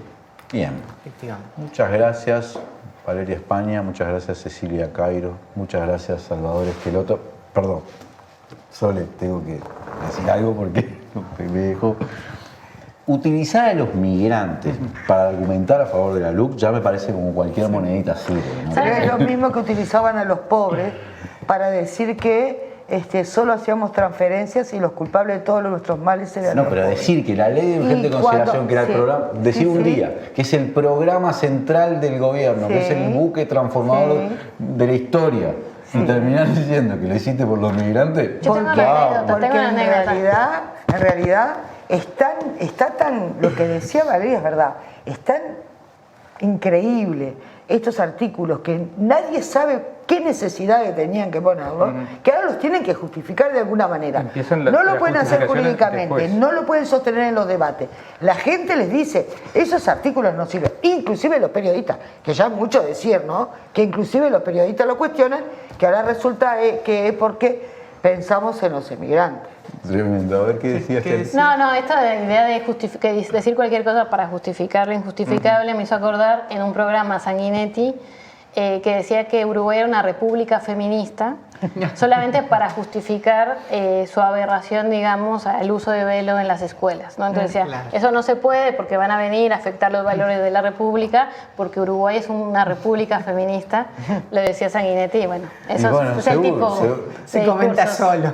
Yo creo que tendríamos que haber ido todos al taller de presidencia para enterarnos realmente. A ver cuáles son los beneficios. Espero que ella me contó, no, fue Ricardo Pose, pero ya me contó todo lo que sucedió. Primero, duró 1 hora 50 minutos, de las cuales 1 hora 10 fue la introducción de Rodrigo Ferrés, ¿no? Había 30 periodistas, y esto es la descripción de Ricardo, ¿no? Usaron un PowerPoint, eran 4 personas, no solo Ferrés, estaba Bención, la hija de Bención, estaba el subsecretario, creo que del Ministerio de Trabajo, y no me acuerdo de qué otro ministerio, Maciel, y bueno, en fin. Y entonces con el PowerPoint dividido en 7 capítulos la ley, y bueno, salieron a defender la libertad financiera, siempre con el tema de la libertad, que es el tema de la libertad en el tema de los inquilinos. Y, la libertad responsable. Y después se paran en el tema de la seguridad pública. De hecho, la legítima defensa es como, bueno, la verdad que a mí me impacta cuando lo dicen, porque el otro día lo dijeron también el senador Sebastián da Silva, ¿no? En el interior. Fíjate que con esta ley podés dispararle al que está, no solo adentro de tu casa, sino también al que está en el portón. A mí me genera como escándalo, pero es evidente que hay un público, hay un nicho para decir eso. Hay un nicho, exactamente, hay un nicho, entre comillas, del mercado. Lo de la inclusión financiera también, yo le pregunto a todos los diputados, no pudieron contestarme, ¿por qué si era tan mala la inclusión financiera todos seguimos cobrando por Ibro? ¿Por qué no dejaron la tarjeta? Bueno, pero eso sí, ahí el nicho lo entiendo mejor, pero me doy cuenta de por dónde viene. Pero este otro, tenemos que llegar al final, pero Valeria, dale, porque te vi con... No, pero entramos capaz que adelanta algún próximo programa cuando se hable de seguridad, pero esto que decías de la gran incontradicción en relación a, por un lado, quitar la trazabilidad para evitar los lavados de activos, ¿no? Claro. Y por otro lado, criminalizar a los eslabones más abajo del narcotráfico, que ha tenido un efecto concreto en mujeres pobres, que además son en realidad ahí hay también un... Y ahora dice que capaz que lo derogan, pero después que se apruebe. Sí, pero después que se apruebe. Mientras tanto que estén presos, ¿no? Sí, claro, ¿no? Se aguanten 4 meses más. Tremendo. Bueno, gracias Salvador Esqueloto, gracias Valeria España, gracias Cecilia Cairó. Sole, llegamos al final de esta mesa de análisis, pero no del programa, así que... Yo llegué al final del vamos a un corte y enseguida volvemos con más Legítima Defensa, segunda dosis. Chao. Un día, dentro de no tanto tiempo,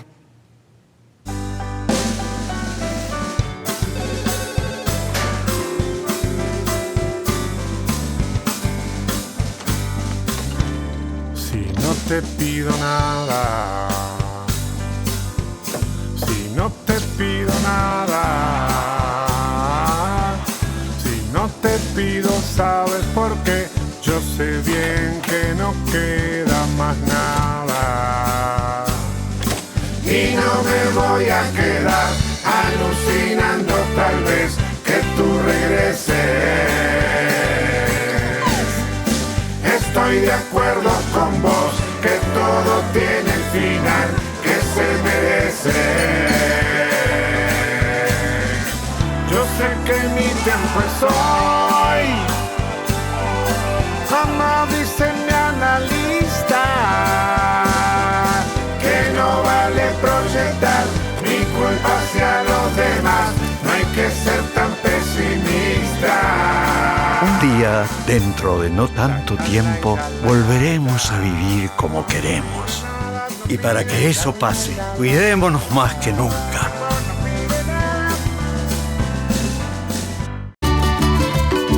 Llega el verano. Todo eso que parece tan lejano, lo tenés bien cerca. Y lo tenés bien merecido.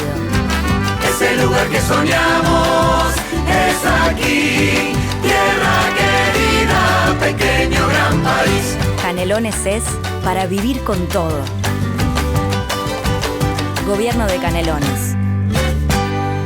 No voy a dejar que privatices la escuela donde van mis hijos, ni que un político decida más sobre su educación que su maestra. Defendamos la educación pública. Digamos sí.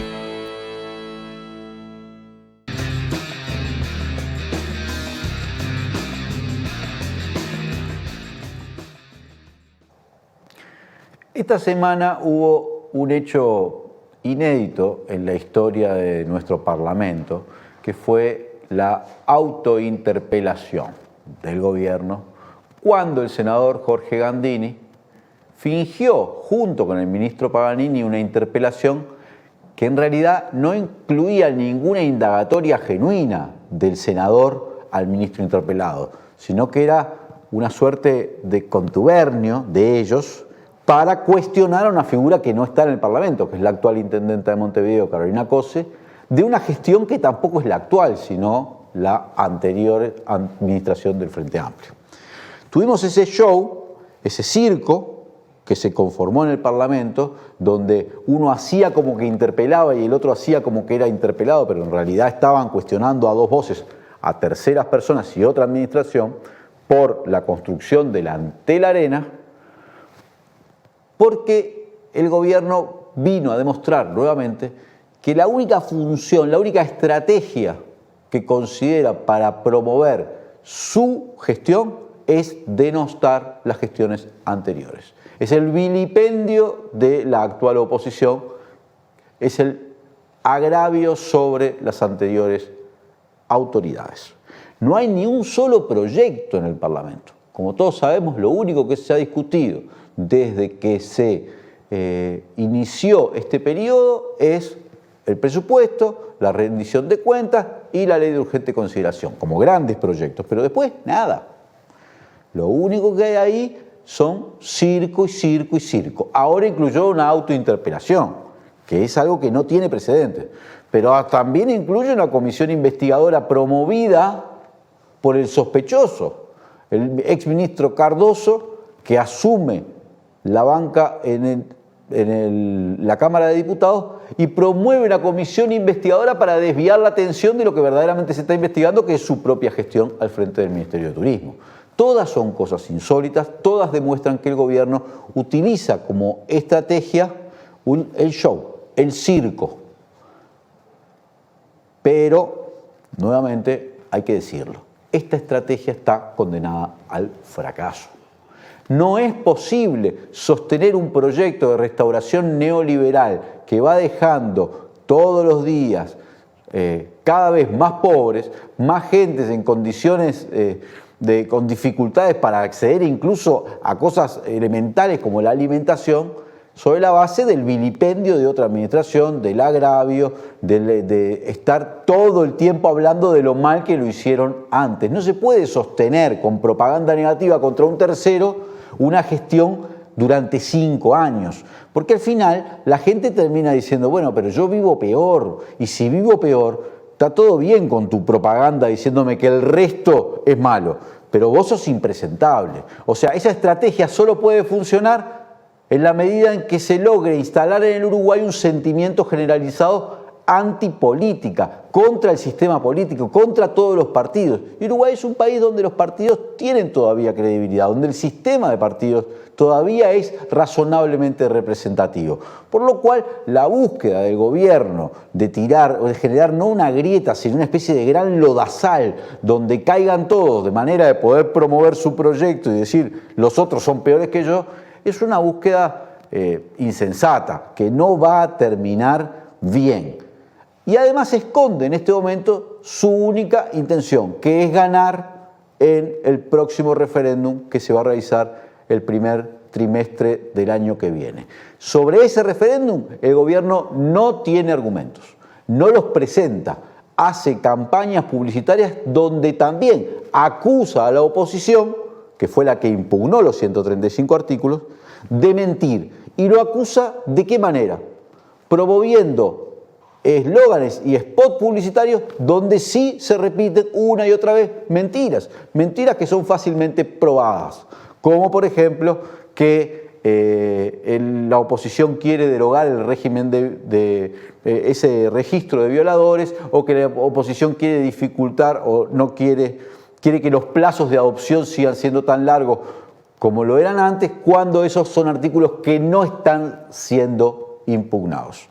Entonces, el gobierno hace circo todas las semanas, si no es el Antel Arena, es la regasificadora, si no es el café del Mides o cualquier elemento de las gestiones anteriores, oculta, impide casi que no se presta al debate sobre el contenido de la ley de urgente consideración, que es el único debate que la sociedad reclama en este momento, porque el propio gobierno sabe que esa ley, que ellos durante tanto tiempo dijeron que era popular, que era una ley demandada por la ciudadanía, ya saben por sus propias encuestas que la mayor parte de la gente no sabe de lo que trata, no sabe qué dicen sus artículos, no tiene ni idea de qué va la ley ni cuáles son sus consecuencias. Entonces, el gobierno, en lugar de estar informando y promoviendo el debate, sigue promoviendo la denostación, el agravio, el vilipendio de los opositores. Esa es su estrategia, y esa estrategia va al fracaso. En el único momento en que podría funcionar sería si toda la sociedad se convenciera de que el sistema político no sirve para nada. Esta semana, el senador Guido Manini Ríos dijo que cuando se acerque el final de la campaña van a recurrir a una estrategia de la emoción. Van a decirle a la gente: vos votá por el sí a la derogación, pero después no te quejes. ¿No te quejes de qué?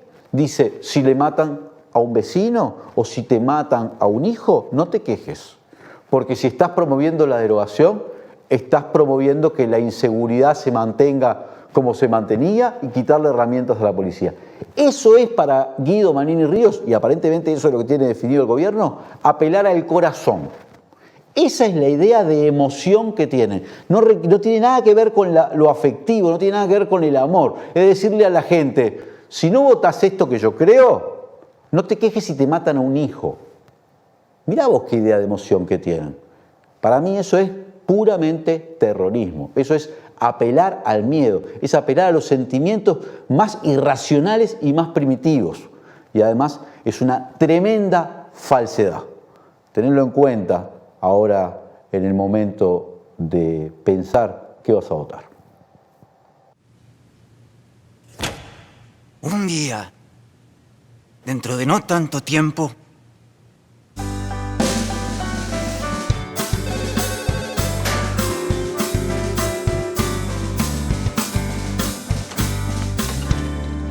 no te pido nada, si no te pido nada, si no te pido, ¿sabes por qué? Yo sé bien que no queda más nada.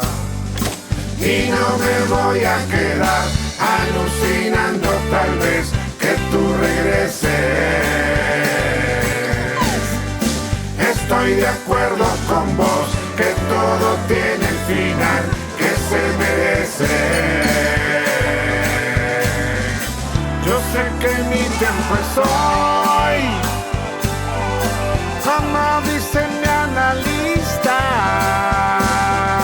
que no vale proyectar mi culpa hacia los demás, no hay que ser tan pesimista.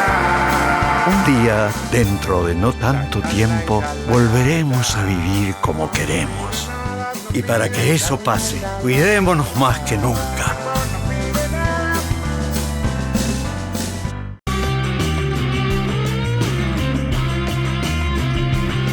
Vuelve Legítima Defensa. 11 de febrero, 20 horas. Leandro Grille, Soledad Platero, Víctor Hugo Avelando, Sofía Pinto Román, Federico Jurkovich, Rodrigo Alonso, Leticia Rodríguez Taborda, Leandro Ureta y las incorporaciones de Georgina Mayo, Carlos Peláez e Ignacio Sirio. Vamos a romper el blindaje. Viernes y domingos a las 20 horas por www.carasycaretas.com.uy, por el Facebook y el YouTube de Caras y Caretas. ANCAP hace todos los meses un aporte directo para que el supergas sea el más barato de la región. Eso no es despilfarro, ni sobrecostos, ni mucho menos ineficiencia. Si ANCAP deja de hacer ese aporte directo a cientos de miles de familias uruguayas, el precio del gas se duplicará. no dejes que apaguen tu llama. Votá sí para anular 135 artículos de la LUC. Federación ANCAP.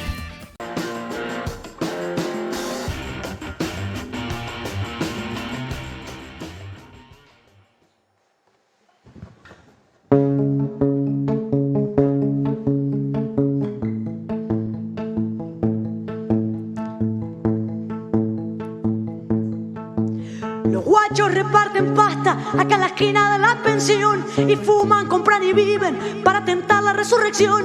La gente va envejeciendo, manos quemadas de encendedor, cicatrices y amuletos de cada chaki, cada historieta, y en el pecho una grieta de alguna riña en la habitación, y en el pecho una grieta de alguna riña en la habitación, y en el pecho una grieta de alguna riña en la habitación, y en el pecho una grieta de alguna riña en la habitación. Los críos miran y maman, gritan, suspiran, huelen a tierra y corren, juegan, caminan, matan bichitos, sienten la guerra. La túnica blanca la mancha el barrio ese donde no hay vereda. Un policía saluda, dando la bienvenida a la escuela. La prueba resuena, ruge, papeles rotos, murales viejos. Calor sin ventiladores y frío cama invita al tambor. Calor sin ventiladores y frío cama invita al tambor. Calor sin ventiladores y frío cama invita al tambor.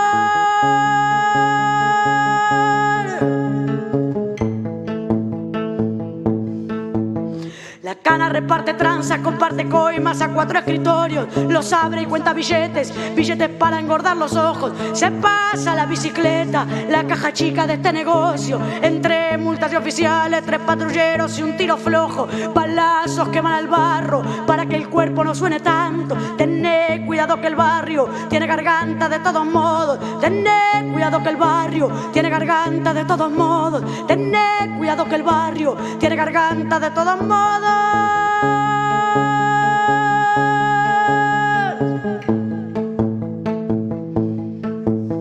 La calle no abraza, escupe, temperaturas volaginosas, cartones, chapas, palitos, sostienen casas donde no hay flores, veredas, baldosas rotas, van dibujando coreografías de algunos oficinistas que esquivan manchas y copetines. El cine ahora es iglesia, la iglesia luego será vendida, sagrado el domingo el bar, el amigo el fútbol y la medalla. Lo digo mientras destallan los corazones de la ciudad, lo digo mientras destallan los corazones de la ciudad, lo digo mientras destallan los corazones de la ciudad, lo digo mientras destalla mi corazón contra la ciudad.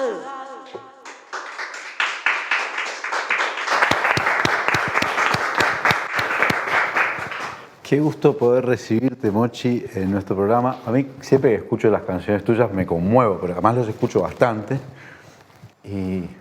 Pero bueno, creo que vos sos consciente de lo que estás generando en un montón de gente, tanto acá como en Argentina.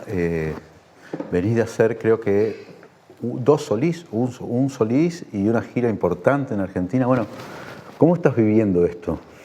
Y medio loco, muy loco todo. La verdad que no me la puedo creer mucho.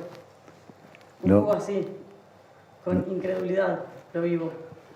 Porque es como impactante, ¿no? Y además veníamos de todo ese momento tan restrictivo de la pandemia, donde no había actividades en vivo, no había... sí, espectáculos no había. Y saliste con todo esto, ¿no? Sí, con una agenda marcadísima. Tengo la sospecha de que la gente la estaba pasando muy mal en la pandemia y decidió escuchar a alguien que la estaba pasando peor. Entonces mi público se multiplicó así durante la cuarentena o durante el encierro. Y entonces lo estoy viviendo como algo muy vertiginoso, raro, así como de repente eso, tocar y que vaya gente. Para mí es algo nuevo. Y que vaya mucha gente. Y que vaya mucha gente. Hicimos 2 solís, que aparte cuando me dijeron de hacer un solís dije, ni en pedo, o sea, no va a ir nadie. Y se agotó en 4 horas y después fue como, y hacemos otro, y fue como, ni en pedo, no va a ir nadie. Y se agotó de vuelta y así. Bueno, a mí me pasó eso, de algún modo esa experiencia que vos estás identificando en la gente, por más que conocía un poquito de más tiempo, fue durante la pandemia donde empecé a escuchar un montón de temas que vos habías ya hecho en los últimos años y dije, pero qué capacidad para sensibilizar, para llegar, no sé, para tocar fibras de un montón además de generaciones, ¿no? Nosotros no tenemos ni la misma edad, ni nada por el estilo, y yo sé que hay un público re variado que te está siguiendo. Creo que esa es de las cosas que más me gustan en realidad, como que cuando miro al público, así que va a los shows, es gente muy distinta, o sea, de edades, no sé. Sí, de travesías de vida, ¿no? Sí, de todo, es como, y eso me encanta. También capaz que hay una conexión con una parte o una para mí, ¿no? Capaz que de tus letras, de tu música, que nos plantea una resistencia en un momento muy complicado que estamos atravesando, ¿no? Por lo menos en nuestro país, pero en general, ¿no? Sí.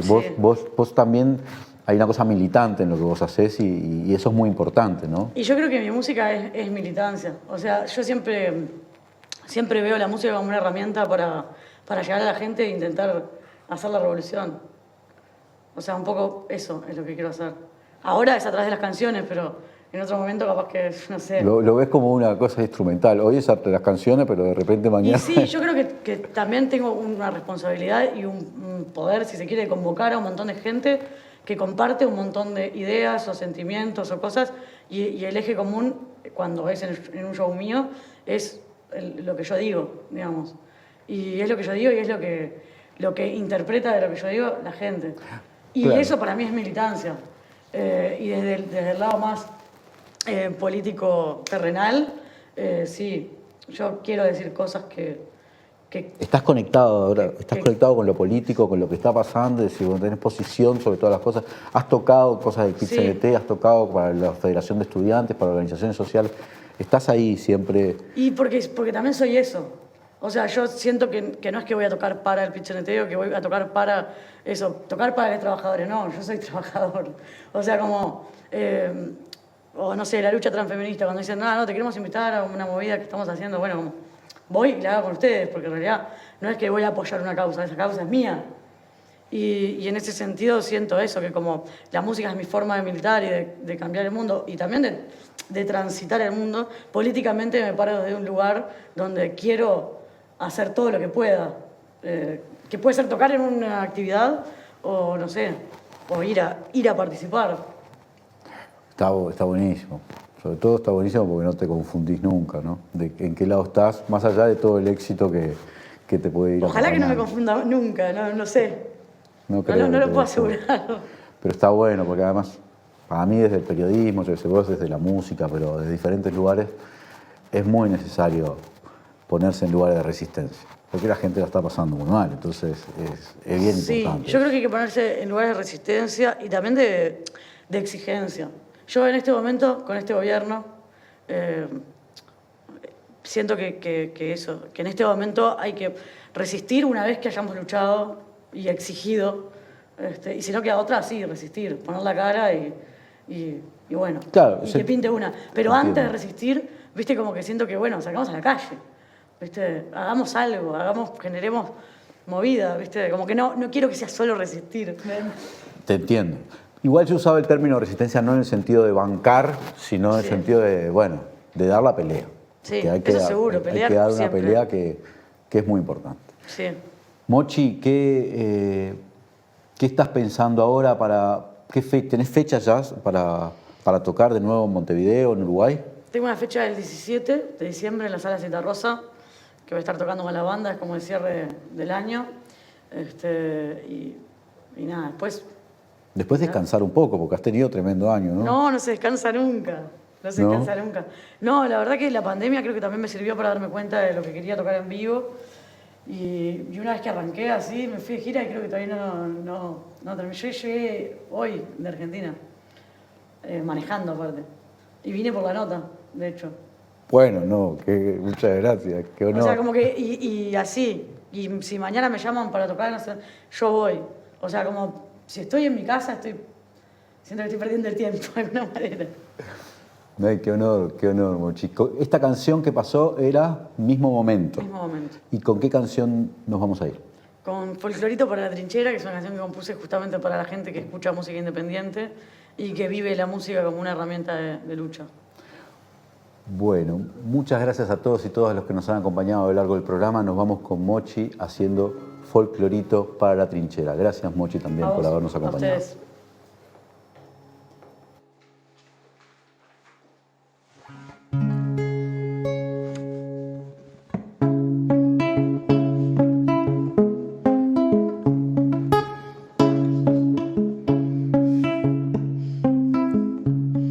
Yo vine a cantar canciones, las canto como me salen. Afuera pongo los males y adentro lo que me alcance. Mi corazón tiene planes de música y de camino. Yo vine a decirte algo que espero llegue a destino. Yo vine a cantar urgente con mi bandera y mi grito. Lo canto porque lo siento, mas si otros cantan conmigo, la música independiente me fue volviendo guerrero.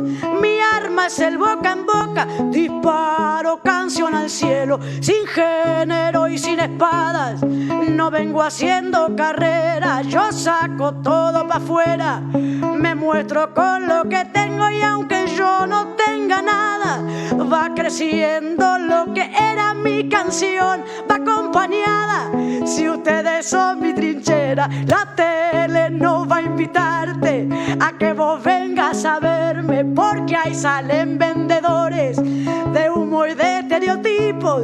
Yo voy mirando de abajo los que trepan la palmera y cuando tengo que elegir, la música es la primera. Y si un día vos me ves adentro de una pantalla, habremos dado batalla y habrá ganado conmigo esos espacios, amigues, que son de toda la gente. La música independiente también merece camino. Yo canto para la gente y el mensaje va llegando. No le hago el favor a nadie, no tengo deuda ni bonos, no ando jugando carreras, no me ando trepando a nadie. La música no es un globo, aunque esté llena de aire. Dicen nadie me conoce, pero llegué a tus oídos. Yo canto con todo el cuerpo, con seriedad y conciencia. No hago lobby ni me gusta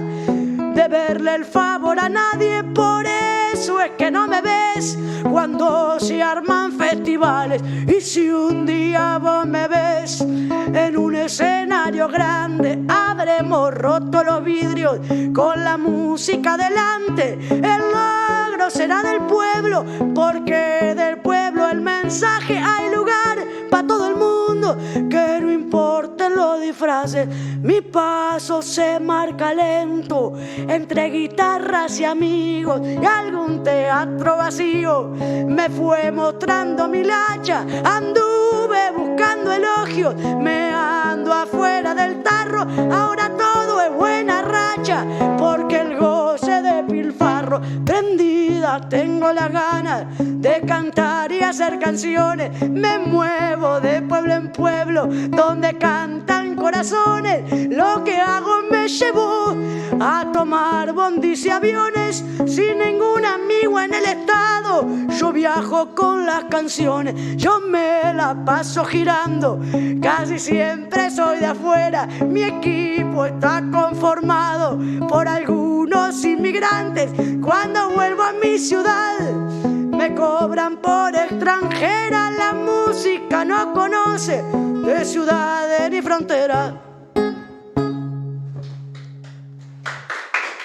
Gracias.